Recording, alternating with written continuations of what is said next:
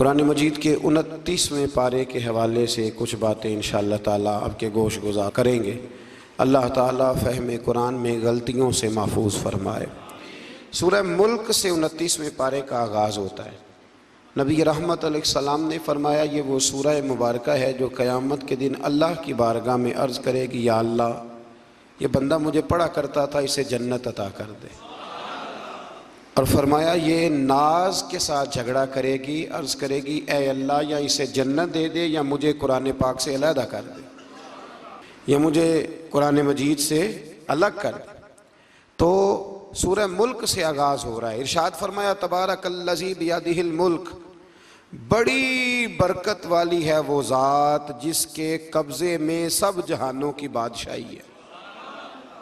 तबारकल्लज़ी बियदिहिल मुल्क, बड़ी बरकत वाली है वो ज़ात जिसके हाथ में तमाम जहानों की, वहुव अला कुल्लि शैइन कदीर, और वो हर चीज़ पर पूरी तरह कादिर है, पूरी तरह कुदरत रखता है। फरमाया अल्लज़ी खलक़ल मौत, वो जिसने मौत को खल्क किया, वल हयात, और जिसने ज़िंदगी को बनाया, किस लिए, लियब्लुवकुम अय्युकुम अहसनु अमला, ताकि तुम्हें आजमाए कि तुम में से किसका अमल बेहतर।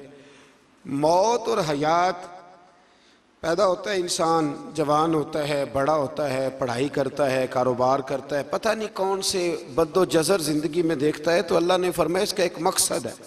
मकसद ये है कि पता चले तुम में से अच्छे अमल कौन करता है। तो हम यहाँ अमल करने आए हैं। क़यामत के दिन जो बात होगी वो आमाल की होगी, मकान जायदाद कार कोठी की बात नहीं होगी। तो आमाल, अच्छा अमल, अहसनु अमला के तहत मुफस्सिरीन ने लिखा है कि काम नेकी का जब भी करो ज़रा ज़्यादा ही अच्छा करके करो। वज़ू करो तो सोना करके करो, नमाज पढ़ो तो ज़रा, आज गए पढ़नी जो है तो अब ज़रा सोनी करके पढ़ो। कुरान शरीफ की तिलावत करो तो ज़रा प्यारी करके। ज़रा, मैं मदरसे के बच्चों के साथ कभी कभी बैठता हूँ, उनसे बड़ा कुछ सीखने को मिलता है, तो कभी कोई बात उनको कहने का भी मौका मिलता है। तो मैं उन्हें कहा करता हूँ कि हमारे बुज़ुर्ग, मेरी अम्मा जी जब कुरान मजीद खोलती थी ना, तो जो वो रंग था ना बुज़ुर्गों का, हालांकि वो हदीसों में हमने नहीं देखा, लेकिन वो कभी हम जाके को बात करते थे ना, तो तिलावत के दौरान तो वो जल्दी से मुंह पे उंगली रखती थी कि चुप करो, मैं कुरान पाक पढ़ रही हूँ।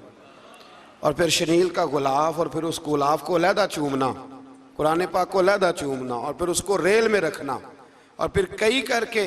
तो हम जो आज हैं, तो हम उस अमल को इतना अच्छा करके नहीं करते, बस ठीक है, हर वक्त हाथ में कुरान मजीद रहता है, तो वो रवैया नहीं। तो काम करना है तो उसको क्या करें, अच्छा करके करें, ज़रा मज़ेदार करके करें। अमल करें तो ज़रा बेहतरीन अमल करें। लेकिन ना, नबी करीम ने ये नहीं फरमाया कि मैं तुम्हें अखलाक सिखाने आया हूँ, फरमाया मैं अखलाक आलिया की तकमील करने आया हूँ। यानी जो बड़ा इखलाक है ना, अहसन तरीन अमल, उसका मेरे नबी पाक ने दर्स इरशाद फरमाया। उसका एक सहाबी ने पूछा, या रसूल अल्लाह सल्लल्लाहु तआला अलैहि वसल्लम, बेहतरीन अमल कौन सा है, बेहतरीन अमल? तो हुजूर ने फरमाया, बेहतरीन अमल उस बंदे का है, उम्र लंबी हो पर काम सारे ही अच्छे हों। यानी तू अहसन तरीके से ज़िंदगी गुजारे, अच्छे तरीके से तेरा वक्त गुजरे। तो अमल जब भी करे ना, देखे ना, सदका और खैरात करना है तो तंग आके भी तो करना ही है ना, और गरीब को 10 चक्कर घर में लगवा के भी तो करना ही है ना, उसको 6 दफ़ा डांट के भी तो करना ही है। तो करना है तो लिहाजा सही करके कर दो। मतलब वो घर में खातूने खाना ने कपड़ों के लिए पैसे मांग लिए, तो 1.5 घंटे के लेक्चर के बाद भी तो देने ही है ना। क्या ख्याल है आपका? तो अगर वक़्त पे दे दिए जाएं तो चलो मामला ज़रा, या तो ना दें, बात ख़त्म हो गई। तो अगर आपने 1.5 घंटे के शदीद एहतजाज के बाद भी देने ही हैं, तो फिर यह है कि अमल को अच्छा करके कर लें, ज़रा उसमें खूबसूरती रहती है। अल्लाह ताला समझने की तौफीक अता फरमाए। बड़े खूबसूरत मज़ामीन हैं इस सूरह मुबारक में। आयत नंबर 19 में अल्लाह ने फरमाया कि क्या उन्होंने अपने ऊपर कभी पर फैलाए और कभी पर समेटे हुए परिंदों को नहीं देखा? क्या तुमने कभी देखा नहीं, कुछ परिंदे ऊपर उड़ते हैं तो पर फैलाए होते हैं और कुछ ने पर समेटे होते हैं। तो फरमाया उनको फिजा में रहमान के अलावा कोई रोक नहीं सकता। सिर्फ एक रब रहमान है जिसने उन्हें फिजा में, यार जहाज आपने देखा है, उसे कौन रोकता है?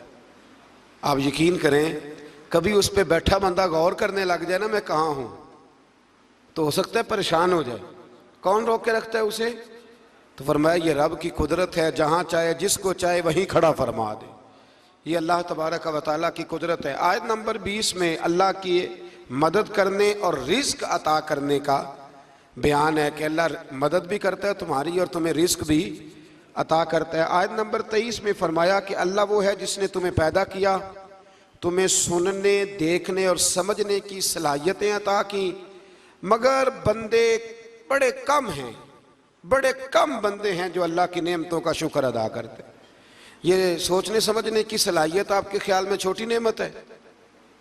बहुत बड़ी नेमत है। आप यकीन करें, बाद लोगों के पास सारा कुछ होता है लेकिन शऊर की दौलत नहीं होती, तो ये बहुत बड़ी नेमत है। इसका भी अल्लाह की बारगाह में शुक्र अदा किया करें। जब अल्लाह को अकल शऊर दे दे तो दूसरों को बेवकूफ़ समझने की बजाय ना उस नेमत पर अल्लाह का शुक्र अदा। आगे सूरह कलम है। इस सूरह मुबारका के अंदर अल्लाह तबारक व तआला ने ना कसमें इरशाद फरमाई और कसम खा के कहा कि महबूब आप कोई मजनून नहीं, आप कोई दीवाने नहीं, यकीनन आपके लिए ऐसा अजर है जो कभी ख़त्म नहीं होगा। और फिर फरमाया व इन्नका लअला खुलुकिन अज़ीम, महबूब जितने अजीम शान इखलाक थे ना, उन सब का हमने आपको मालिक बना दिया है। ये आला लफ्ज़ इस्तिलाह है, कब्ज़े के माना में आता है अरबी में।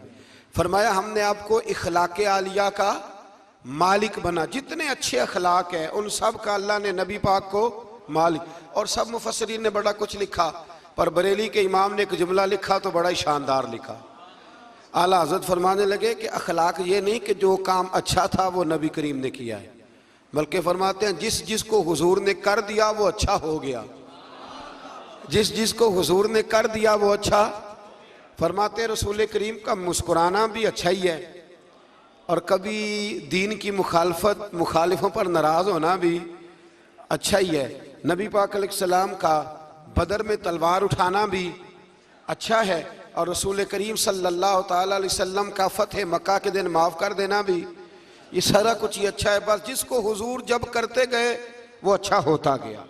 और हज़रत आयशा सिद्दीक़ा रदी अल्लाह ताला अन्हा से जब किसी ने पूछा था कि बताइए नबी करीम अलैहिस्सलातु सलाम के अखलाक आलिया कैसे थे, तो हज़रत आयशा सिद्दीक़ा कहने लगी तुमने कुरान नहीं पढ़ा? सारे अखलाक जो कुरान में हैं वो सारा मेरे रसूल पाक का अखलाक ही है, वो सारा मेरे नबी करीम अलैहिस्सलाम का अखलाक ही है, वो सारा अखलाक है रसूल पाक सैयद आलम सल्लल्लाहु ताला अलैहि वसल्लम। तो फिर इससे आगे जाके ना आयत नंबर 8 से अल्लाह तबारक व तआला ने रसूल करीम सल्लल्लाहु अलैहि वसल्लम को फरमाया कि कुफ़ार चाहते हैं कि दीन के मामले में आप इनसे बेजा रियायत बरतें, आप उन पर आसानी करें, खुली छुट्टी दे दें और जवाब में वो भी रियायत करेंगे। फरमाया ऐसा नहीं हो सकता, हक पर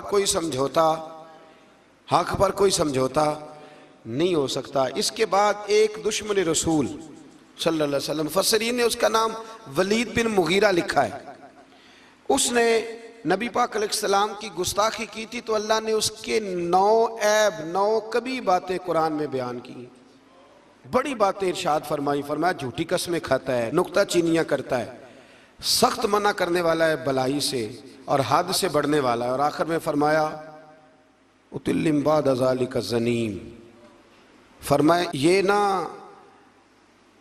है ही बद असल, इसकी असल में ही मसला है। ये कितनी सख्त बात है, जब नबी करीम के बेअदब की बात होती है तो फिर बातें सख्त ही होती हैं। ये कुरान मजीद ने सख्त बातें फरमाया कि ये इसकी असल में ही मसला है महबूब। उसने एक बात की तो अल्लाह करीम ने 9 उसकी कभी औसाफ बयान फरमाए। इसलिए आला हज़रत ने कहा था दुश्मन अहमद पे शिद्दत कीजिए, दुश्मन अहमद पे शिद्दत कीजिए, मुल्हिदों से क्या मुरव्वत कीजिए, शिरक ठहरे जिसमें ताज़ीम हबीब, उस बुरे मजहब पे लानत कीजिए, उस बुरे मजहब पे लानत कीजिए और जो ना भूला हम गरीबों को रज़ा, जिक्र उसका अपनी आदत कीजिए। आगे फिर सूरतुल हाक्का, इस सूरह मुबारका के शुरू में क़यामत के हक़ और यकीनी होने को बयान किया गया है। फिर कौम समूद और कौम आद और फ़िरौन पर नाजिल होने वाले आज़ाब का जिक्र है। ये सारे मज़ामीन पहले बयान हो चुके हैं ना जी, माशाअल्लाह तफसील से हम सुन चुके हैं। कौम आद, कौम समूद, इन सब के बारे में इस सूरह मुबारका में अल्लाह ने बयान फरमाया। इसी सूरह की आयत नंबर 19 से बताया कि क़यामत में जिसके नामा या माल उसके दाएं हाथ में दिया जाएगा, ये उसके सुरखरू होने की अलामत होगी। जिसके सीधे हाथ में नामा या माल दिया जाएगा मतलब होगा कि कामयाब हो गया, और वो इफ्तिखार के साथ लोगों से कहेगा, बड़े फ़ख्र के साथ कहेगा कि आओ मेरा नामा या माल पढ़ो। इसके बरअक्स जिसका नामा या माल उसके बाएं हाथ में दिया जाएगा, ये उसकी रुसवाई की अलामत होगी, उसकी रुसवाई की अलामत होगी। और वो कहेगा काश मेरा नामा या माल दिया ही ना जाता और मौत के साथ ही मेरा किस्सा हमेशा के लिए ख़त्म हो चुका होता। जिसका भी नामा या माल सीधे हाथ में, हमारे बुजुर्ग फरमाते हैं कि सीधे हाथ से लेना देना हुजूर की सुन्नत है। कोशिश करें लें भी सीधे हाथ से, दें भी, खाएं भी सीधे हाथ से। फरमाते हैं आदत ही सीधे हाथ की बना लो। जब क़यामत में फरिश्ते नामा या माल देने लगे तो आदत ही सीधे हाथ की हो, आदत ही सीधे हाथ की हो, आदत, और सीधे हाथ से लें, सीधे हाथ से ही दें। क़यामत में जिसका नामा या माल सीधे हाथ में दिया जाएगा, समझिए वो कामयाब हुआ। और जब जिस बच्चे की फर्स्ट पोजीशन आई होती है ना, वो रिज़ल्ट कार्ड सारे मोहल्ले को दिखाता है, और जो फेल हो जाता है वो अब्बा जी को भी नहीं दिखाता। वो कहते हैं कि वो अभी आया नहीं, मिला नहीं।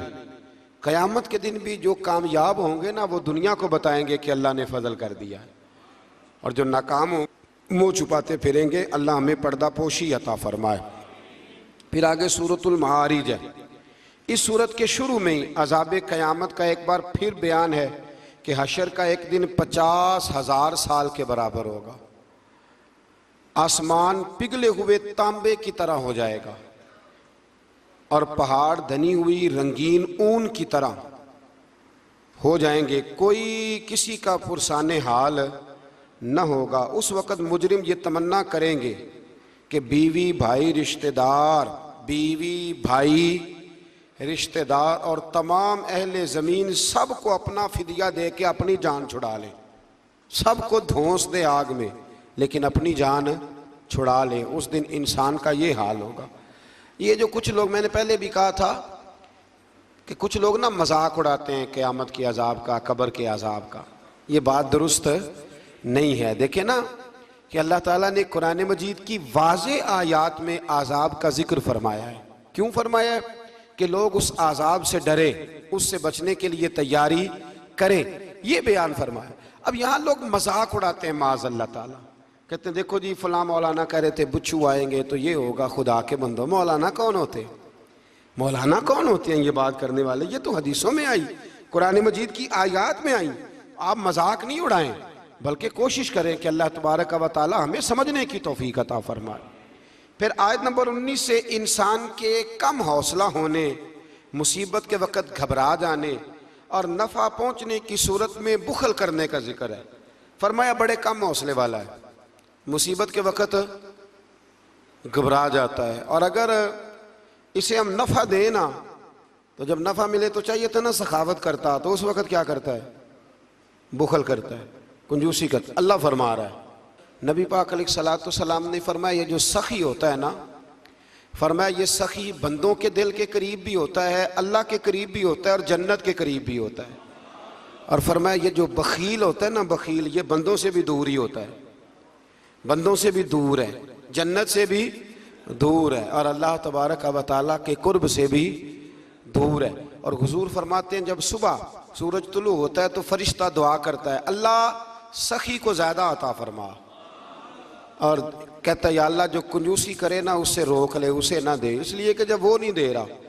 बड़ी खूबसूरत मिसाल अल्लामा इस्माइल हकी ने लिखी है। आप फरमाते हैं कुएं से सारा पानी ख़त्म हो जाए तो नीचे से ताज़ा आ जाता है, और अगर पानी ख़त्म ना हो, अंदर ही पड़ा रहे तो बासी हो जाता है। तो ऐसा होना चाहिए कि एक दफ़ा सारा पानी ख़त्म, मैं आपको सारा माल सदका करने को नहीं कह रहा, लेकिन हज़रत अबू बकर सिद्दीक ने कई दफ़ा ये काम किया। हिजरत की रात भी सारे पैसे ही ले गए, तबूक के दिन भी सारे पैसे खर्च कर दिए। हुजूर ने ऐलान किया तो सारे पैसे ही। मौलाना हसन रजा साहब फरमाया करते थे, आला हज़रत के भाई, बयां हो किस जुबान से मर्तबा सिद्दीक अकबर का, कि महबूब खुदा महबूब है सिद्दीक अकबर का। और लुटाया राह हक ने घर कई बार इस मोहब्बत से, कि लुट लुट कर हसन घर बन गया सिद्दीक अकबर का। लुट लुट कर हसन घर बन गया सिद्दीक अकबर का। तो कंजूसी से बचने की कोशिश करें। हाँ, इस्लाम फजूल खर्ची से मना करता है, फजूल खर्ची नहीं करें, लेकिन जहाँ खर्च करना हो वहाँ से कंजूसी भी न करें। फिर इससे आगे सूरह नूह का जिक्र है।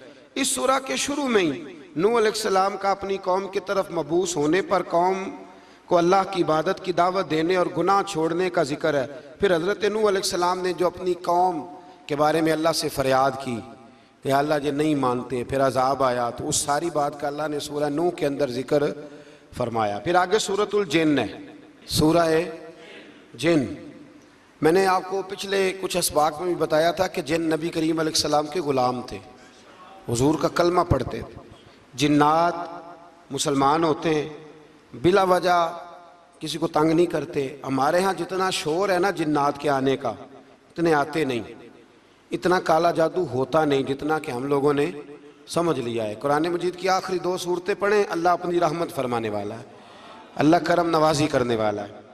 इस सूरत में इस अमर का बयान हुआ है कि जिन्नात जो थे वो आलम बाला में खबरों की सन गन के लिए, खबरें तलाश करने के लिए जाया करते थे, मगर अब वो वक्त आ गया है कि आलम बाला में उनका दाखिला बंद कर दिया गया है।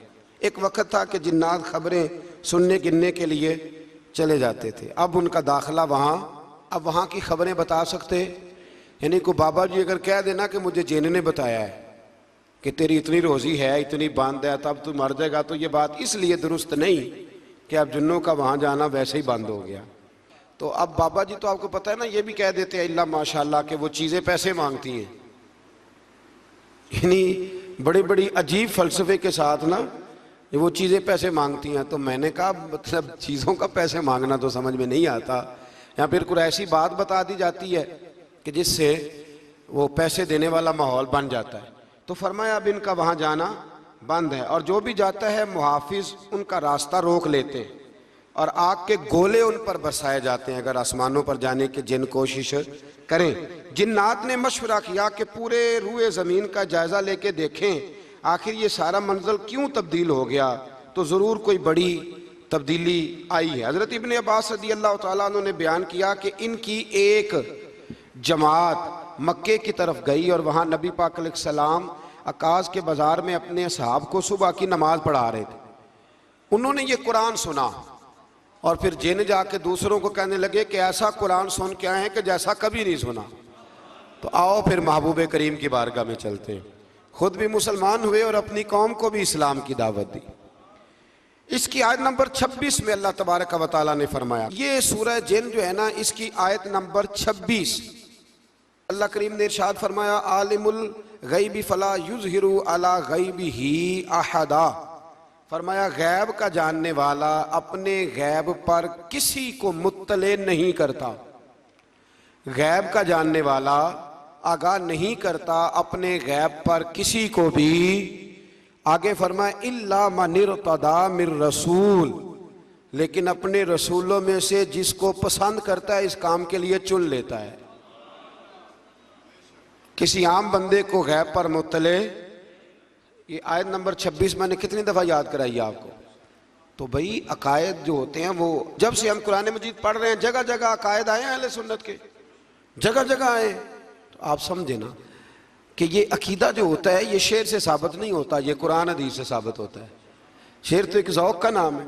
तो फरमाया आम आदमी को अल्लाह गैब पर इत्तला नहीं देता, पर अपने रसूलों में से जिसको चाहता है इस काम के लिए चुन लेता है। तो बताइए नबी पाक से बढ़ के भी अल्लाह किसी को चाहता है?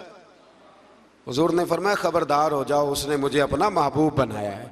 आला व अना हबीबुल्लाह, खबरदार मैं अल्लाह का हबीब बन के आया हूँ। तो इल्म गैब अल्लाह ने अपने रसूल को दिया। और उसकी बरकत से नबी करीम अलैहिस्सलाम ने दीन का बहुत सारा काम किया। हबीब करीम अलैहिस्सलाम ने बहुत सारी बातें, और बहुत सारे ऐसे लोग हैं जो सिर्फ हुजूर का गैब देख के ईमान लाए, यानी ईमान ही गैब देख के लाए। खुद हजरत अब्बास नबी करीम के चचा, वो जब बदर के लिए आने लगे ना, वो आना उस वक्त भी नहीं चाह रहे थे, पर कबीले और बरादरी ने मजबूर करके उन्हें साथ तैयार किया। वो आए ना तो जो घर में सोना पड़ा था ना, वो एक जगह पे छोड़ आए। अपनी बीवी को कहने लगे कि मैं आ गया तो निकाल लूंगा, और अगर मैं कत्ल कर दिया गया तो तू ना निकाल के बच्चों पे खर्च कर देना।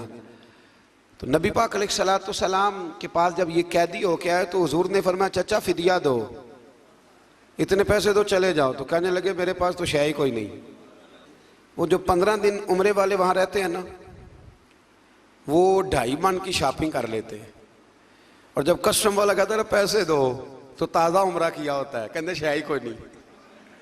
ये जुल्म है, ताज़ा उम्रा किया अभी आए हैं। हाँ जी, तो मतलब इतनी वो खस्ता हाली हो जाती है। ये मैं प्रैक्टिकल बता रहा हूँ अल्लाह के फजल से। एक से मैंने कहा तो मुझसे ले ले, कहता चुप करो तुसी को बिच बोल दे। मैंने कहा मुझसे ले लो, दे देना, कहते तू छो। वो भाई छोड़े, आप क्यों गलत बात करते हैं। तो बहुत सारे बंदे होते हैं जो कहते हैं शय कोई नहीं, बिल्कुल कोई शय नहीं। हाँ, कोई प्लाट सस्ता बिक रहा हो तो पैसे निकल आते हैं, फिर कहते मैं फड़े ने किसी को लो, भाई को खा जाएगा। चले ठीक है, आप छुपाएं अपनी दौलत को, लेकिन इन लफ्जों के साथ नाशुक्री करना कि शाही कोई नहीं, ये मामला दुरुस्त है।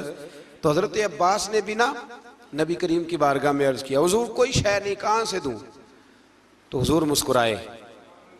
हुजूर ने फरमाया, चाचा जब घर से निकलने लगे थे तो वो अकेले में मेरी चची को बुला के जो पैसे दे के आए थे, और वो उसको कह के आए थे कि मैं आ गया तो मैं तुम्हें बताऊंगा क्या करना है, ना आया तो फिर निकाल के बच्चों पे खर्च कर देना। ये सुनकर हजरत अब्बास पे राशा हुआ तारी। ये सुनकर हजरत हफीज जलंधरी कहते हैं, ये सुनकर हजरत अब्बास पे राशा हुआ तारी कि पैगंबर तो रखता है दिलों की भी खबरदारी। ख्याल आया मुसलमान नेक व बद पहचान जाते हैं, और मोहम्मद आदमी के दिल की बातें जान जाते हैं। मोहम्मद आदमी के दिल की बातें जान जाते हैं, और कोई गैब तुमसे नेहा हो भला, जब खुदा ही ना छुपा रहा। तुम पर करोड़ों दुरूद व सलाम, जब खुदा ही ना छुपा रहा। कितनी अजीब बात है। यहाँ भी लोग तराजू लेके बैठे। इकबाल से किसी ने कहा कि 2 उलमा की बहस है, कहता है हुजूर को गैब नहीं, दूसरा कहता है आओ चले। तो इकबाल कहने लगे मुझे शर्म ना आएगी, मैं वहां चला जाऊं जहां लोग मेरे नबी का इल्म तोलने के लिए तराजू लेके बैठे हैं, हुजूर का इल्म तोल रहे हो। इकबाल कहने लगे मेरे नबी के तो गुलामों का इल्म नहीं तोला जा सकता, तुम हुजूर के इल्म की बात करते हो। ये थोड़ा सोच समझ के बात करनी चाहिए। और नसे कती है कुरान पाक की। एक दिन सजा लिया था मेरे नबी पाक ने मिंबर, फरमाया पूछ लो फिर जो पूछना है पूछो। तो हजरत उमर जैसे लोग उठ के खड़े हो गए, कहा या रसूलल्लाह हम अल्लाह के रब होने पे राजी हैं, आपके रसूल होने पे राजी हैं, इस्लाम के दीन होने पे हुजूर हम बड़े राजी हैं, हम बड़े राजी। इसलिए ये तो ऐसा मसला है कि इस मसले को देख देख के लोग मुसलमान हुए। तो हजरत अब्बास को जब हुजूर ने सारी बात बताई ना, तो हजरत अब्बास कहने लगे फिदिया मर्जी का ले लेना, पर पहले मुझे कलमा पढ़ाओ। कहा क्यों? फरमाया मुझे समझ आ गई है, वो बात मेरे और मेरी बीवी के अलावा किसी को पता ही नहीं, अगर आपको पता चली है तो यकीनन आपको कोई बताने वाला है, तो वो जो आपको बताने वाला है ना वही रब्बुल आलमीन है। तो हुजूर का तो गैब देख के दुनिया कलमा पड़ जाती थी। इस पर बड़ी तफसील से मैंने एक दफ़ा बात की थी, मौका मिला तो वो सारी रिवायात एक जगह किसी वक्त जमा करेंगे इंशाअल्लाह ताला, और आपको अर्ज करेंगे कि वो क्या खूबसूरत माजरा है। और अब तो अल्हम्दुलिल्लाह एक और आसानी भी हो गई है। मेरी बातें कोई इस काबिल तो नहीं थी, लेकिन चूंकि अल्लाह रसूल के फरामीन थे तो एक दोस्त ने लिखनी शुरू कर दी, इंशाअल्लाह जल्दी छाप भी जाएंगी। तो अर्ज करने का मकसद ये है कि ये चीज़ें आएंगी और आपको बताएंगे कि अल्लाह ने अपने महबूब करीम को किस तरह गैब के खजानों की कुंजियाँ अता फरमाई हुई। तो इससे आगे फिर सूरह मुज़म्मिल शुरू होती है। सुभान अल्लाह। सूरह या अय्युहल मुज़म्मिल, कहा ओ चादर ओढ़ने वाले महबूब, कुमिल लैला इल्ला कलीला, सारी रात ना बेदार रहा कर, थोड़ा आराम भी कर लिया कर, थोड़ा सा। क्या कहा हजरत ने? खुदा की रजा चाहते हैं दुआ लो, खुदा चाहता है रजा। और दरवेश कहते हैं रब आखे सोने महबूबा तेरे 100 नाज उठाना हाँ लोग मेरिया कसमां चाहते ने मैं तेरिया कसमां चाहना। कहा ए मेरे प्यारे हबीब ए चादर ओढ़ने वाले थोड़ा आराम भी किया करें। हुजूर सारी रात नमाज पढ़ते थे ना, अल्लाह ने कहा महबूब थोड़ा आराम भी किया करें। फिर इसमें बड़े खूबसूरत चीज़ें अल्लाह करीम ने बयान फरमाई हैं, क़यामत की हौलनाकियों का भी जिक्र फरमाया है। फिर आखिर में फरमाया कि तुम अपनी भलाई के लिए जो कुछ भी आगे भेजोगे इसको अल्लाह ताला के पास इससे बेहतर और ज़्यादा सवाब वाला पाओगे। यानी इसका माना यह भी हो सकता है कि अपनी सोच से ज़्यादा तुम सवाब पाओगे जो चीज़ आखिरत के लिए तुम भेजोगे। और अल्लाह से मग़फ़िरत तलब करते रहो, बेशक अल्लाह बहुत मग़फ़िरत फरमाने वाला और बेहद रहम करने वाला है। फिर इससे आगे सूरह मुदस्सिर है, मुज़म्मिल के फ़ौरन बाद सूरह मुदस्सिर। इस सूरह मुबारक में बड़ा खूबसूरत अंदाज है, या अय्युहल मुदस्सिर, ए चादर ओढ़ने वाले, कुम फ़अन्ज़िर, उठिए और लोगों को डराइए। उठिए, आप पैगाम दीजिए, उठिए लोगों को डराइए। उठ बांध कमर क्यों डरता है, फिर देख खुदा क्या करता है। आप उठिए। इस सूरत में अल्लाह ताला ने आपको शान महबूबी के साथ खिताब करते हुए फरमाया है, चादर ओढ़ने वाले उठिए और लोगों को अल्लाह के अजाब से डराइए और अपने रब की किबरियाई का ऐलान फरमाइए। बताइए कि आपका रब कितना बड़ा है। आयत नंबर 42 में फरमाया, जहन्नमियों से पूछा जाएगा तुम्हारे जहन्नम में जाने का सबब क्या बना। ये सूरह मुदस्सिर की आयत नंबर 42 42, चलो बता लिया आखिरी ने, आयत नंबर 42। जहन्नमियों से पूछा जाएगा जहन्नम में आए हो तो सबब क्या बना, तो वो पहला सबब बताएंगे कि हम नमाज पढ़ने वालों में से ना थे। पहला सबब दोज़ख में जाने का नमाज ना पढ़ना है। रमज़ान के बाद भी पढ़ेंगे इंशाल्लाह, और ईद वाले दिन भी पूरी 5 पढ़नी है इंशाल्लाह, पूरी 5। ये नए कपड़े लोगों को बाद में दिखाना, पहले सवेरे पहन के ना रब की बारगाह में जाओ। सवेरे पहन के ना अल्लामा अब्दुल सत्तार खान न्याजी, अल्लामा न्याजी, मैं जब उनके मज़ार पे जाता ना, मियाँ वाली जाने का जब मौका मिलता है तो मैं ना खड़ा होता हूँ। आप यकीन करें उस बंदे की कब्र पे खड़े होके भी जज्बा ही मिलता है। क्या बंदा था वो ना, पगड़ी बांधते थे बड़ी। हमारे बरेली शरीफ के बुजुर्ग भी ना वो पगड़ी बांधते शिमले वाली। चले आज बात आ गया तो उसकी भी मैं हिकमत बता दूं। वहां ना सिख भी पगड़ी बांधते हैं, तो कपड़ा भी अक्सर एक जैसा ही उनके लिए आता, तो मुसलमान भी खरीद लेते थे। तो वो सिख जो होता है ना वो शिमला नहीं निकालता, तो उससे फर्क करने के लिए वहां के मशाइख ने ना शिमला निकालना शुरू किया। तो मैं शादी बांधा करता था, तो एक दफ़ा मुझे हजरत मुफ्ती तहसीन रज़ा साहब रहमतुल्लाह ताला अलैह फरमाने लगे शिमले वाली बांधा करो। तो मैंने कहा हुजूर अब छोटे लोगों को तो अच्छी नहीं ना लगती। तो फरमाने लगे लोगों को थोड़ी दिखानी है, ये तो रसूलुल्लाह की सुन्नत है, तो आप शिमले वाली बांधे। जब हम जो कह रहे हैं तो मैं भी अक्सर वो पगड़ी बांधता हूँ, और कभी बहुत बड़ी बांधते थे। तो अल्लामा न्याजी पगड़ी बांधते थे, तो जिन लोगों ने देखा बड़ी ऊंची होती थी, वो बड़ी ऊंची पगड़ी और हाथ में छड़ी होती थी, और कभी वो तकरीर करते थे तो ज़मीन पे लगाते थे, तो पता चलता था कि मर्द बात कर रहा है। और अल्लामा इकबाल के डायरेक्ट शागिर्द थे अल्लामा अब्दुल सत्तार न्याजी, शागिर्द। वो मदीना शरीफ जाने लगे ना, तो किसी ने उनसे कहा न्याजी साहब ये पगड़ी उतार के जाओ, ये पगड़ी उतार के जाओ। तो अल्लामा न्याजी साहब फरमाने लगे क्यों उतार के जाऊं, पहन के जाऊंगा। जब हुजूर की बारगाह में न्याजी का सर झुकेगा तो शिमला भी झुकेगा, और दुनिया को पता चलेगा जिसका सर कभी कहीं नहीं ना झुकता, इस रोजे पे आके उसकी गर्दन भी झुक जाया करती। इसलिए साथ लेके जानी है पगड़ी, ताकि लोगों को पता चले। तो आप नए कपड़े पहन के ना कभी साज संवर के मस्जिद भी जाया करें, खूबसूरत हो के। कुरान मजीद ने कहा गालिबन 9वें पारे में है कि नमाज के वक्त जीनत इख्तियार करो, अच्छे बन के। तो नए कपड़े पहन के ना ईद वाले दिन 5 नमाजें पाबंदी से पढ़नी है इंशाअल्लाह ताला। ये रश देखना है इंशाअल्लाह ताला, पता चलेगा कि रमज़ान के रोज़ों ने असर किया हमारे ऊपर। तो जहन्नमियों से पूछा जाएगा दोज़ख में आने का सबब क्या बना, तो कहेंगे हम नमाज पढ़ने वालों में से ना थे, और दूसरी बात ये कहेंगे कि हम मिस्कीन को खाना नहीं खिलाते थे। दोज़ख में जाने का दूसरा सबब कि तौफीक के बावजूद लोग मिस्कीनों का ख्याल नहीं रखते। और तीसरी बात वो ये कहेंगे कि हम लगव कामों में मशगूल रहते थे।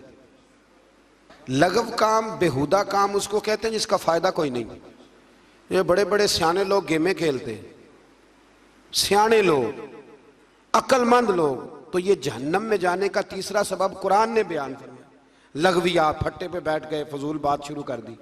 भाई इससे बेहतर था तो कुरान मजीद की तिलावत करता। ऐसे ही बिला वजह लगवियात हैं ये सारी।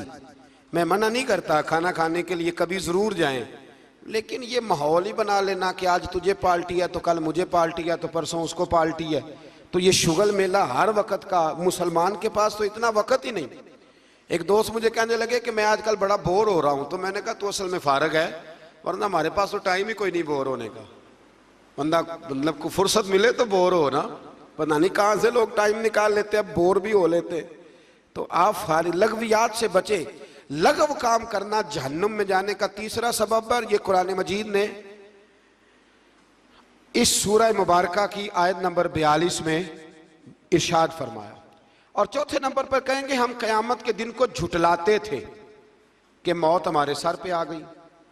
ये 4 काम है जो जहन्नम में जाने का सबब बनेंगे। नमाज ना पढ़ना, पहला काम मिस्कीन को खाना न खिलाना, और तीसरा लगव और फजूल कामों में मशगूल रहना, बिल्कुल किसी कोई फायदा ही नहीं वो काम करते रहना, बिल्कुल बेमाना बेमकसद काम करना। और चौथे नंबर पे कहेंगे कि हम क़यामत के दिन को, आज भी कुछ लोग कह देते हैं कि मरेंगे तो देखी जाएगी। मसलन क्या देख लेंगे आप, इतनी बड़ी जुर्रत, इतनी बड़ी। अल्लाह ताला हमें समझने की तौफीक अता फरमाए। सूरतुल क़यामा शुरू हो जाती है जी इससे आगे। इस सूरह मुबारका के अंदर अल्लाह तबारक व तआला ने इन लोगों के बारे में जो आखिरत के मुनकर हैं, अल्लाह ताला ने कसम जिक्र फरमा के इरशाद फरमाया, क्या इंसान ने ये गुमान कर रखा है कि हम मरने के बाद इसकी हड्डियों को जमा नहीं करेंगे? क्यों नहीं, हम इस बात पर कादर हैं कि इनकी उंगलियों के पोरे जैसे पहले थे वैसे ही बना देंगे। यानी उंगलियां तक तुम्हारी जमा कर ली जाएंगी, उंगलियां तक। क़यामत के दिन तुम्हें किसी की कब्र खुली तो उसको देखा कि हड्डियों का पिंजर बन गया, लेकिन अल्लाह उसे भी क़यामत में जमा फरमाएगा दोबारा से। और वो मिसाल मैं तीसरे चौथे पारे में दे चुका हूँ, जब हज़रत इब्राहीम अलैहिस्सलाम ने जानवरों का, परिंदों का कीमा करके रखा था और कहा पुकारिए, तो वो सारे अपने परों पर दौड़ते हुए हाजिर हो गए थे। आगे सूरह दहर शुरू होती है। सूरह दहर ये 29वां पारा है, और इसमें सूरतें अगरचे छोटी छोटी हैं पर क्या बात है सब सूरतों की। हर सूरह मुबारका बड़ी अपने अंदर इम्तियाजी शान रखती है। सूरह दहर में फरमाया हल अता अलल इंसानीहीनुम मिनद दहरि लम यकुन शैय्यम मज़कूरा। फरमाया बेशक गुजरा है इंसान पर ज़माना एक ऐसा कि जब वो कोई काबिल ज़िक्र चीज़ नहीं था। एक वक़्त था कि जब कोई इसका ज़िक्र था कि नहीं, वो वक़्त भी जब ना नाम था ना वल्दियत थी। फिर दुनिया में आके लोग समझते हैं कि मैं उठता हूँ तो ज़माना उठता है, मैं बैठता हूँ तो ज़माना मेरी वजह से निज़ाम चलता है। तो अल्लाह फरमाते हैं हीन मिनद दहरि लम यकुन शैय्यम मज़कूरा, तेरा तो जिक्र ही कोई नहीं था, तेरा तो जानता ही कोई नहीं था, ये तो रब ने तुझे पैदा किया है। तो अब तू समझता है कि मैं कोई चीज़ हूँ। बड़े बड़े लोगों की कब्रों पे जाओ, कोई पूछने वाला नहीं, कोई नहीं। वो जो कह देते थे तो कानून बनता था, कानून जिनके साइन करने से लोग फांसी से बच भी जाते थे और फांसी लग भी जाते थे। आज उनका जानने पहचानने वाला कोई नहीं। तो इंसान ना भूल जाता है, भूल जाता है। एक दौर वो भी होता है, एक दौर वो भी होता है जब बस में बैठने को जगह कोई नहीं देता, और एक दौर वो भी होता है कि दर्जनों कारें लेके लोग गलियों में खड़े होते हैं। इंसान को सारे वक्त याद रखने चाहिए, इसे भूलना। हुजूर अलैहिस्सलाम अक्सर फरमाया करते थे कि मैं तो उस माँ का बेटा हूँ जो गोश्त के खुश्क टुकड़े खा के भी गुजारा कर लेती थी, गोश्त के खुश्क टुकड़े खा के भी गुजारा कर लेती थी। और हज़रत उमर फ़ारूक की ज़ुबान पर यह जुमला सारी उम्र रहा कि मैं ऊँट चराने वाले का बेटा हूँ, यानी सारी ज़िंदगी रहा। लोग भूल जाते, भूल जाते। महमूद गज़नवी ने अय्याज़ को बड़ा नवाजा। लोगों ने शिकायत की कि अय्याज़ तो आपसे तोहफे ले लेके तो जंगल में जमा कर रहा है दौलत। महमूद कहने लगे तुम्हें कैसे पता? कहने लगे असर के बाद कहाँ जाता है रोज़, पता है? लगा नहीं, तो कहा फिर आपको आज तक ये नहीं पता कि असर? महमूद कहने लगे वाकई यार, इसने कभी बताया नहीं असर के बाद कहाँ होता है। असर की नमाज पढ़ के महमूद अय्याज के पीछे पीछे गए तो जंगल में जाके ना एक झोंपड़ी, अंदर से कुंडी लगा ली, सिपाही साथ थे। महमूद ने गुस्से से दरवाज़ा बजाया, खटखटाया, और याज ने झट से दरवाज़ा खोला। महमूद धक्का दे के अंदर गए तो देखा तो एक फटी हुई चटाई, एक पुराना कुर्ता, टूटे हुए जूते, एक पगड़ी और थोड़ा सा ना सामान हल्का फुल्का बिखरा पड़ा है। ये क्या है, क्यों आते हो यहाँ, बताया क्यों नहीं? तो याज कहने लगे बादशाह मैं यहाँ ना रोजाना अपनी औकात याद करने आता। क्या मतलब? कहने लगे जब मैं तेरे पास आया था तो ये वाला मैंने पहना हुआ था लिबास, ये मेरे घर की कुल मालियत थी, तू बादशाह है। आज अगर तू नाराज हो जाए तो कौन पूछ सकता है? तो मैं रोज आके अपनी औकात याद करता हूँ कि दोबारा अगर यहाँ आना पड़े तो मुझे मुश्किल ना हो। मुल्ला रूमी से किसी ने कहा था खशियत क्या होती है, तो आप फरमाने लगे एक मांगने वाली से एक बादशाह ने निकाह कर लिया था। मांगती थी, बादशाह को पसंद आ गई, शादी हो गई, तो सारा दिन रोती थी, सारा दिन रोती थी। तो उसकी कनीजें उससे कहने लगी कि बस भी कर, अल्लाह का शुक्र भी अदा कर, इतना तुझे अल्लाह ने नवाज, तू रोती रहती है। तो कहने लगी इसलिए नहीं रोती इसलिए हूँ कि मैं इस काबिल नहीं थी, और डरती इस बात से हूँ कि कहीं मेरा साईं नाराज ना हो जाए। मैं तो गलियां दा रूड़ा कूड़ा, मैं गलियां दा रूड़ा कूड़ा, ते मैनू महल चढ़ाया। एक मेरा संगी ना बड़ा महंगा स्वेटर ले आया मेरे लिए, कुछ ज़्यादा ही महंगा था वो। मैंने उसे कहा यार ये रख ले तू। कहने लगे हम ले आए तो बस कबूल करें। तो मैंने कहा मेरी अम्मा ना क्रोशिये से मेरे लिए स्वेटर बनाती थी, क्रोशिये की टोपी। पता नहीं क्रोशिये का भी नई नस्ल को पता हो कि ना हो, तो वो अम्मा जी ने बना के दिया। तो फिर उसके बाद मेरे छोटे भाई ने भी पहना, फिर मेरा एक भांजा ले गया छोटा, उसने भी पहना।